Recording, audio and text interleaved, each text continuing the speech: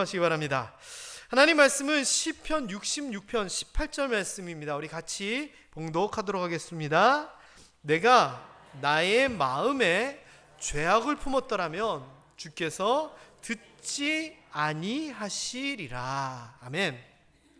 지난주일 추수감사주일 때 감사해야 될 이유를 돌아보면서 열매가 없더라도 지금 우리가 살아가는 그 모습 가지고 감사해야 됩니다, 이런 이야기를 했습니다.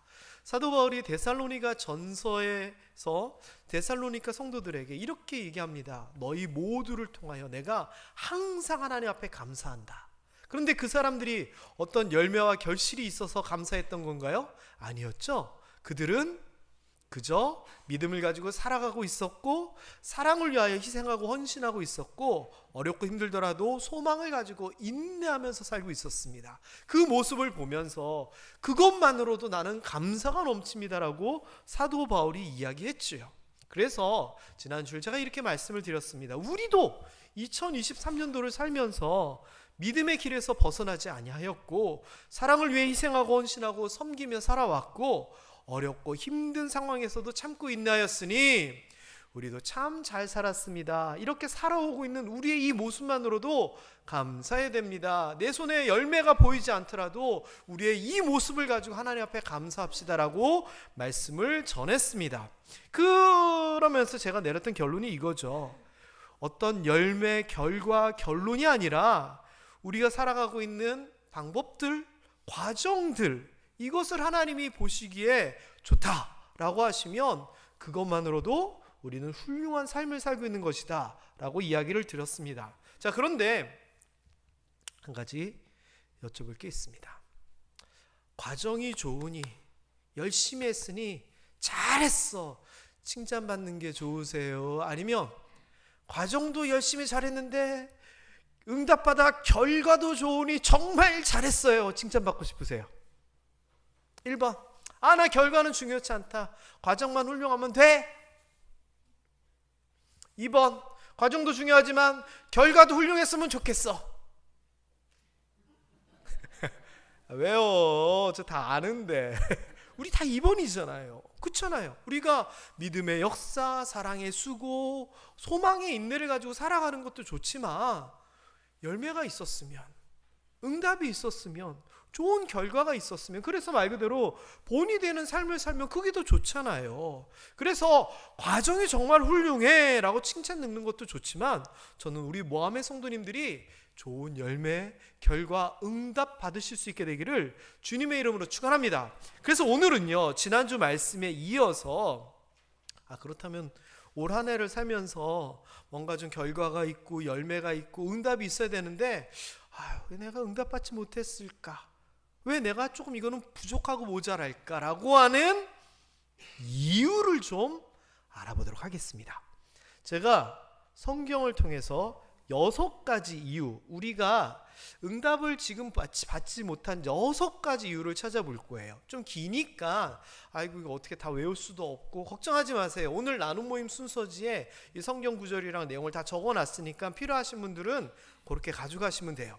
자, 6가지를 이야기할 건데, 우리 성도님들이 제가 말씀드릴 때 맞아, 끄떡끄떡 이렇게 반응이 좋으시면 빨리빨리 넘어가고, 잘 모르겠다라고 반응이 별로 안 좋으시면 상세하게 반복하면서 설명하도록 하겠습니다. 참고로 일부 예배 때는 20분 만에 설교가 끝났습니다. 참고하시기 바랍니다. 첫 번째, 우리가 기도하고 노력하고 했는데도 응답받지 못하는 이유, 첫 번째는 제일 중요한 이유인데 바로 이겁니다. 뭐 때문에? 죄 때문에요. 죄 때문에. 우리 오늘 본문 다시 한번 읽어볼까요? 내가 나의 마음에 죄악을 품었더라면 주께서 듣지 아니하시리라. 죄가 있으면 듣지 아니하신다는 거예요. 이사야서 59장 1절 2절에서도 똑같이 얘기해요.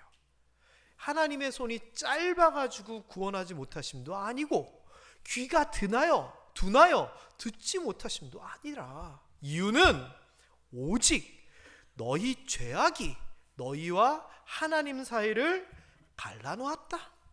그리고 너희 죄가 하나님의 얼굴을 가려버렸다. 그리고 그것 때문에 하나님이 너희 소리를 듣지 못하셨다라고 얘기하는 겁니다. 그러니 이거가 얼마나 중요한 얘기입니까? 하나님은 거룩하신 분이십니다. 그렇기 때문에 죄된 우리가 함께할 수 없습니다. 그 영광에 이르지 못합니다. 우리가 죄로 그냥 가득 차 있으면서 하나님 앞에 무엇을 구한다? 뭐랑 똑같은 건 줄 아십니까?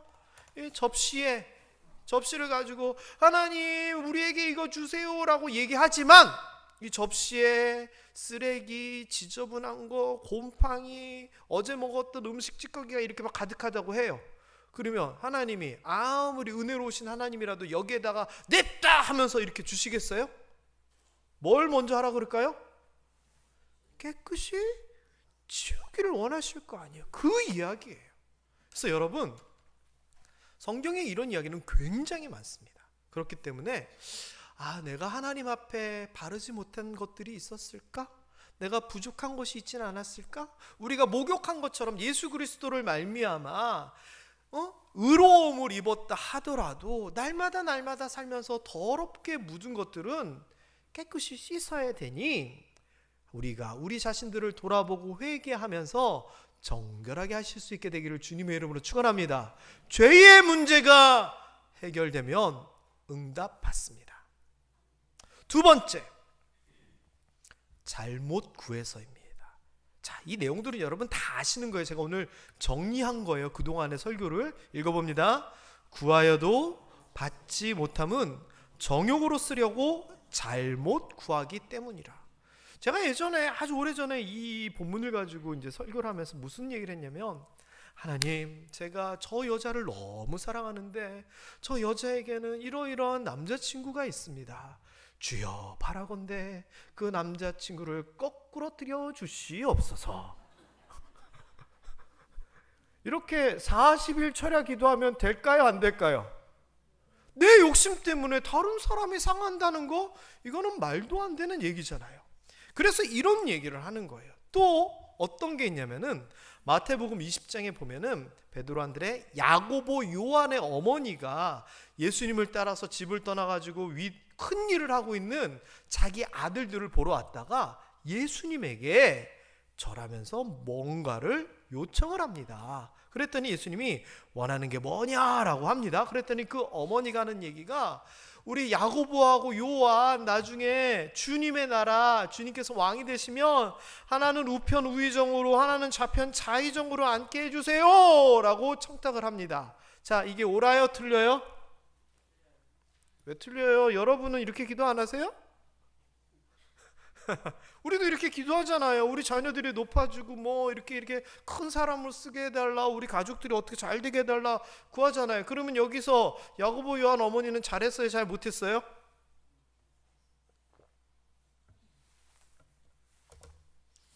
감히 돌멩이를 먼저 들 수가 없죠. 우리도 그러니까. 자, 그런데 예수님께서 뭐라고 얘기하시냐면 이렇게 얘기하세요. 너희는 너희가 구하는 것을 알지 못하는도다. 네가 지금 무슨 얘기하는지 모르지, 이 이야기를 하는 거예요. 여기에서 말하는 주의 나라는 이 땅에서의 왕국이 아니라 영원한 하나님의 나라예요. 그리고 그것을 위하여 예수님은 지금 무엇을 하셔야 되냐면 십자가에 매달리셔야 되는 거예요. 그러면 십자가 좌편에 우편에 앉은 건 뭐예요? 죄수들처럼 사형당하는 그건데, 주의 나라가 임하는 그때에 우편 좌편에 앉으라 그러면 그 옆에서 십자가 고통까지도 다 받게 해달라, 그 얘기가 돼버리는 거예요. 그러니 지금 네가 원하는 게, 말하는 게 뭔지 잘 모르고 얘기하는 거야. 너는 잘 몰라라고 얘기를 해주시는 거예요. 여러분, 우리도 그럴 수 있어요. 하나님, 돈 많이 벌게 해주세요 했는데 돈을 하나님께서 안 주세요. 이유는 우리가 돈을 쓸 자격이 안 되고 청지기로서의 그게 제대로 안 되면은 돈 줘봐야 돈이 아니라 독이 돼버리잖아요. 그러면은 하나님께서 주시겠어요? 안 주시는 거예요. 이 말은 뭐냐? 우리가 잘못 구하고 알지 못하고 구하기 때문에 하나님이 안 주시는 거예요. 손주가 찬민이죠, 장집사님. 찬민이가 한 3년쯤 있다가 할아버지 나 이거 갖고 놀고 싶어요 하면서 과일을 깎는 칼을 막 달라 그래요. 절대 안 주실 거잖아요. 마찬가지예요. 잘못 구하는 것은 안 주세요. 그래서 때로는 우리가 왜 안 주실까 하면 내가 잘못 구하고 있지 않은지 생각해 봐야 돼요. 이거 너무 중요합니다. 그래서 제가 간혹 이런 표현을 써요. 잠시 멈춰 서서 점검해 봐야 된다고. 우리의 기도 제목이, 우리의 관계가, 우리의 위치가. 세 번째입니다. 세 번째는 조금 어려운 내용들이에요. 그리고 약간 그 예언서에서 나오는 부분이기 때문에 좀 비유적인, 좀 어려운 내용인데 다니엘서에서 나오는 이야기예요. 뭐냐면은 하나님이 다니엘이 하나님을 구했더니 너 응답 받았어, 내가 왔어 라고 얘기를 해요. 그런데 뭐라고 얘기하시냐면, 내가 그런데 일찍 올라 그랬는데 바사 왕국의 군주 사탄 마귀를 얘기하는 거예요. 왜? 뒤에 미가엘이 나오면서 천사의 반대인 사탄을 얘기하고 있어요. 사탄이 며칠 동안 21일 동안 나를 막아가지고 내가 이제 왔어 라고 얘기를 하는 거예요. 그래서 이 이야기는 어떤 식으로 우리가 풀이를 하냐면은, 지금도 공중 권세 잡고 있는 사탄이 하나님이 우리에게 응답하시는 것을 막고 방해하고 있다는 겁니다. 그 방법은 여러 가지가 있을 수 있어요. 뭐 하나님을 직접 맞는 게 아니라 우리의 믿음이 흔들리게 만들기 위하여 올무를 건다든지 우리를 미혹하고 유혹한다든지 하면서 우리가 응답받을 자격이 없도록 만드는 방법도 있고, 또 여러 가지 악한 사람을 통해서 회방하는 방법도 있고 그러는 거예요. 한국 교회에 다니엘 기도회라고 하는 것이 굉장히 유행해요. 지금도 이렇게 얼마 전에 이렇게 시작이 됐는데, 그게 뭐냐, 서울에 있는 큰 교회에서 유명한 목사님들 또는 간증자들을 불러다가 21일 동안 저녁에 집회를 하고 기도회를 해요. 그러면은 작은 교회에서는 그런 분들을 모실 수 없기 때문에 온라인으로, 인터넷으로 그걸 같이 보면서 같이 기도를 하는데, 지금 그 규모가 굉장히 커졌어요. 그걸 다니엘 기도회라고 그러는데, 그 말이 여기에서 나오는 거예요. 왜? 다니엘이 그러면 며칠 동안 참고 기다린 거예요? 21일 동안 참고 기다린 거예요. 그래서 다니엘 기도회는 세일에 21일 동안 하는 거예요. 그럼 우리는 어떻게 해야 돼요? 그동안 흔들리지 아니하고 낙심하지 아니하고 포기하지 아니하고 최소한 며칠은 버티라? 21일, 그 상징적인 숫자지만 응답이 올 때까지 버텨야 된다는 거예요. 그리고 우리의 영이, 우리의 생각이 사탄 마귀로부터 이겨낼 수 있도록 바르게 우리를 돌아보는 것이 필요해요.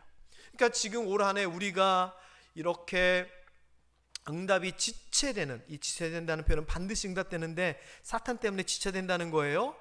사탄의 꼬임에 우리가 넘어갔는지 우리가 한번 살펴볼 필요가 있다는 겁니다. 자, 이 이야기는 마태복음 4장 3절에서도 힌트를 얻을 수 있어요. 예수님도 사탄이 방해하고 회방하는 장면이 나오잖아요. 언제?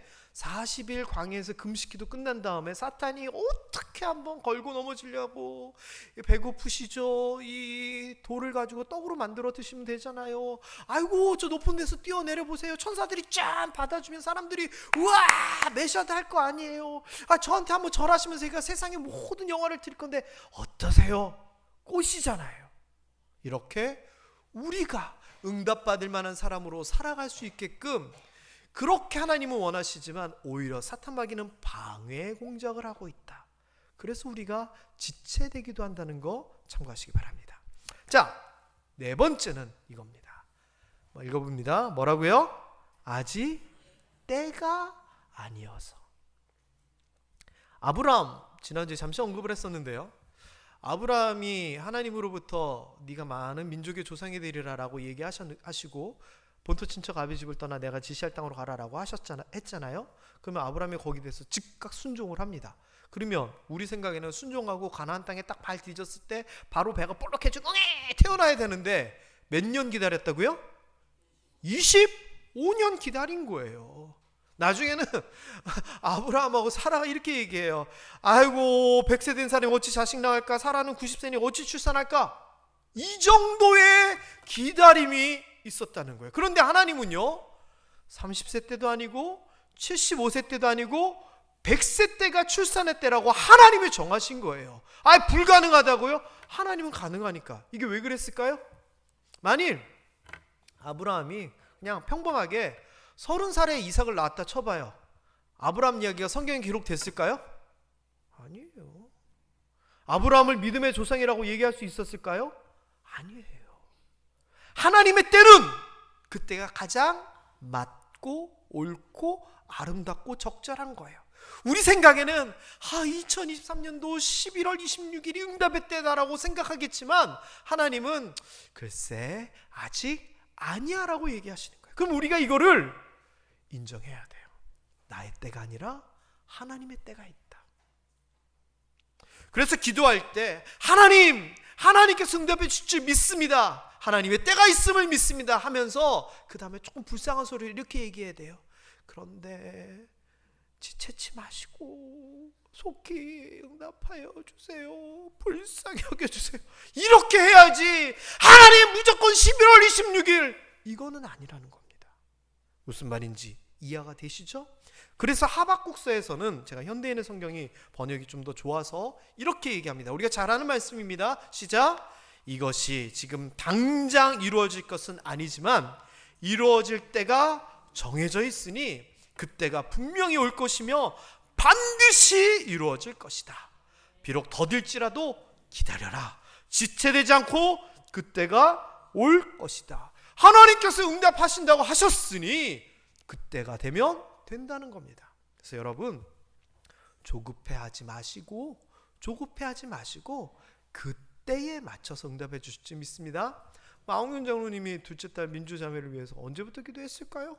아마 결혼 얘기 나오고 결혼식하고 그때부터 기도했을 거예요. 근데 지금 시간이 지나서 지금 이렇게 응답이 되잖아요. 그러면 지금이 가장 좋은 때인 거예요. 어떤 분들은 아브라함보다 더 길게 25년 이상 기도하는 기도 제목이 있을지도 몰라요. 맞아요. 그러나 그 기도에 대해서 하나님이 가장 좋은 때에 응답해 주실 거예요. 그러니 우리가 아직 때가 아니구나 생각할 줄 알아야 돼요. 다섯 번째입니다. 다섯 번째는 이겁니다. 제목만 읽어보겠습니다. 시작. 고난이 유익하기 때문에. 사도 바울이요, 육체에 가시가 있었다니까 질병이 있었대요. 뭔지는 구체적으로 얘기 나오지 않지만 어떤 사람들은 뭐 섭식 장애를 얘기하기도 하고 어떤 사람은 간질을 얘기도 하고 그러는데 모르겠어요. 정확하게 나오지 않았지만. 그런데 이것 때문에 사도 바울이 하나님 앞에 기도한 거예요. 무려 3번이나 작전 기도를 했어요. 아마 이렇게 기도했을 것 같아요. 하나님, 내가 그래도 복음을 전하는데 내가 아프면 어떡합니까? 주의 영광을 위해서라도 이 질병을 고쳐주시옵소서. 이렇게 기도했을 것 같아요. 이 말이 맞아요? 틀려요? 맞잖아요. 그런데 하나님께서 안 들어주신 거예요. 그러면서 하나님이 뭐라고 얘기하셨냐? 내 은혜가 지금 이 정도면 좋게 그냥 감당하고 살아. 그러면서 얘기하니 사도 바울이 이렇게 얘기를 해요. 도리어 내가 크게 기뻐합니다. 약한 것들에 대하여 자랑합니다. 내가 약하지만 약한 나를 통하여 하나님의 능력이 나타나는 거, 이거 내가 자랑하겠다. 내가 질병이 있지만 나는 질병을 가지지만 병든 자를 고치고 죽은 자를 살리고 복음을 전파하는 이렇게 부족한 사람을 통해서도 역사하시는 하나님의 능력을 나는 드러내겠다라고 하면서 약함이 오히려 자랑이 된다라고 얘기를 해요. 마태복음 26장 39절에서 예수님도 이렇게 얘기하십니다. 우리가 잘 아는 내 아버지여 만일 할만하시거든 이 잔을 내게서 지나가게 하옵소서. 힘들다는 거예요. 무섭고 두렵다는 거예요. 그런데 예수님은 그 다음에 나의 원대로 마셨고 아버지의 원대로 하옵소서라고 얘기하시잖아요. 이유가 뭐예요? 지금 이 고난과 이 십자가의 죽음이 있어야지만 뒤에 부활과 영광이 있다는 걸 아시기 때문에. 다시 얘기하면 응답받지 못해서 힘들고 어렵고 고난당하는 이게 하나님 보시기에는 나중에 낫다라는 거예요. 조영기 목사님이 간증했던 그 글이 있어요. 그러니까 이런 내용이 있더라고요. 여의도 순복음교회 세우기 전에 서대문에서 개척을 하고 한 20년 동안 열심히 여의도로 옮기고 막 부흥을 하고 있는데 그 20년 동안 스스로의 짐이 있으셨대. 그게 뭐냐? 머리가 너무 아프고 땀이 나고 힘이 드는 거야, 설교할 때마다. 그래서 그분이 남들은 모르게 혼자 고민하면서 강대상을 붙잡고 설교를 하셨대요. 자, 그런데 그렇게 목사님이 설교하고 하는 게 힘드니까 어떻게 했을 것 같아요? 더 기도하고 더 매달리고 이랬거든요. 근데 한 20년쯤 지나서 건강검진이라고 하는 개념이 생겨가지고 건강검진을 받아보니까 뇌에 뇌막염이라고 하는 큰 질병의 흔적이 있더래요. 그러니까 그것 때문에 머리가 아프셨던 거예요. 근데 그게 치유가 돼 있더래요. 그러면서 이 조용기 목사님 하시는 얘기가 내가 머리가 아프고 몸이 안 좋았기 때문에 더 하나님 앞에 기도하고 더 매달려서 능력 있는 설교를 할 수 있었다라고 고백을 하시더라고요. 그 말은 뭐냐?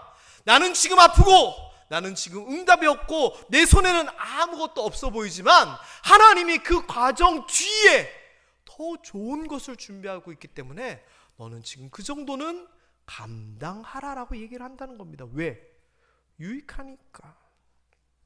자녀가 열심히 공부하는데 부모님이 안쓰러워 보인다고 아야 자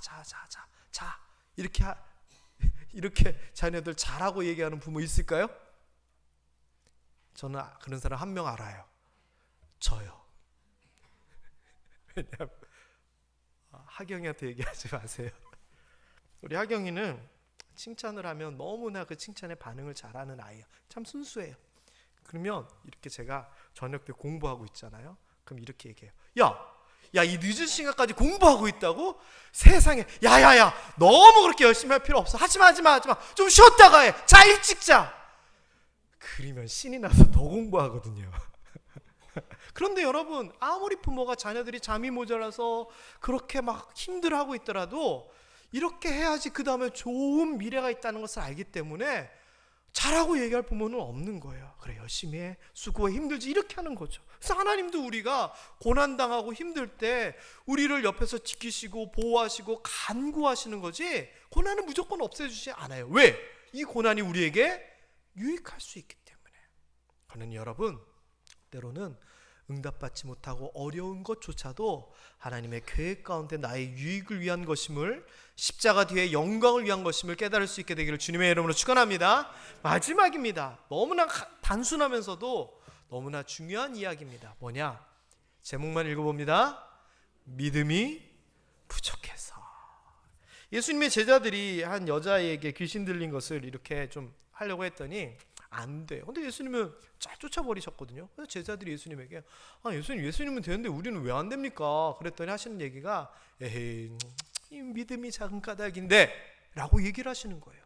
작은 믿음이 있으면 겨자씨 하나만큼만 있으면 이 산을 명하여 저기로 옮겨지라 하면 이루어질 것이다 라고 할 정도로 믿음이 중요한 거거든요. 그러면서 하는 얘기가 너희가 못할 것이 없으리라 라고 얘기를 해요. 믿음이 있으면. 그럼 반대로 믿음이 없으면 되는 일이 없다는 거예요. 응답도 안 된다는 거예요. 이 이야기는 마가복음 9장 23절에서도 반복돼요. 할 수 있거든이 무슨 말이냐? 믿는 자에게는 능히 하지 못할 일이 없느니라. 하나님을 믿고 예수 그리스도를 믿는 자에게는 능히 하지 못할 일이 없다라고 얘기를 해요. 근데 반대로 믿음이 없으면 어떻게 돼요? 안 된다는 거예요. 자, 그렇다면 정리해 봅니다. 응답받지 못하는 6가지 이유, 성경에서 찾아본 6가지 이유. 첫 번째는 죄 때문에, 두 번째는 우리가 잘못 구해서, 세 번째는 방해로 인해서 지체되고 있는 상황이라, 네 번째는 하나님 생각이 아직 때가 아니어서, 다섯 번째는 고난 받는 게 오히려 우리에게 유익해서, 여섯 번째는 믿음이 부족해서, 이거예요. 그렇다면 여러분, 우리가 살면서 응답받지 못하고 어떤 결과나 열매가 없는 것이 머릿속에 지금 떠오른다면 도대체 어떤 이유일 것 같습니까?